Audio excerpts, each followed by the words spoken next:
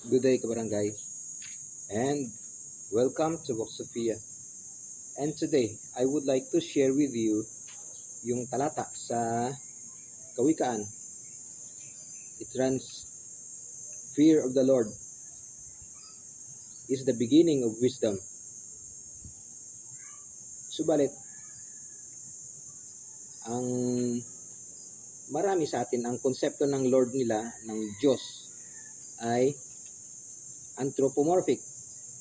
At ang anthropomorphic na pananaw sa isang Diyos ay minana natin sa mga pagano na usually pag sinabi mong Diyos, siya ay matanda, nakaputi, nakaupo sa kanyang luklukan, nasa taas ng langit, mahabang balbas, nakatingin lang sa ginagawa ng tao.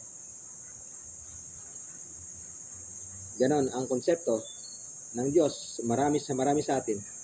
Kaya they cannot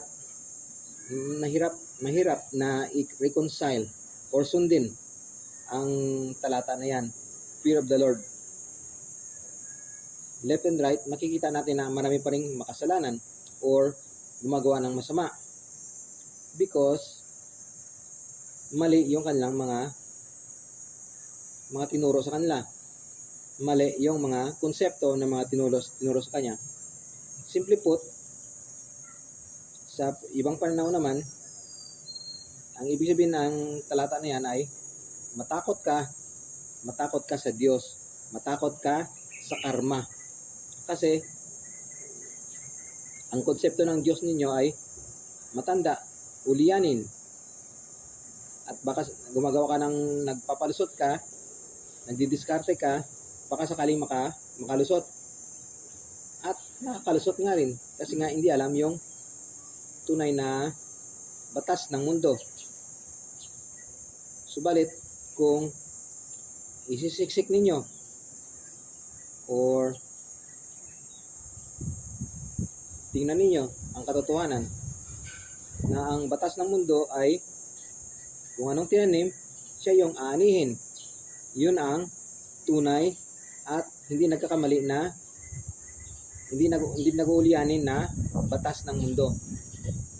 Sigurado, kapag kami ginawa ka, babalik talaga sa iyo. Kaya, magandang guidance is, kung hindi totoo, huwag na sabihin. Kung hindi mabuti, huwag na gawin. Kasi, babalik sa iyo yan. Dahil, ang batas ng karma ay hindi nag-uulianin, hindi tumatanda. Ganon. Yun lang po. Bulay-bulay, kapatid. Hallelujah.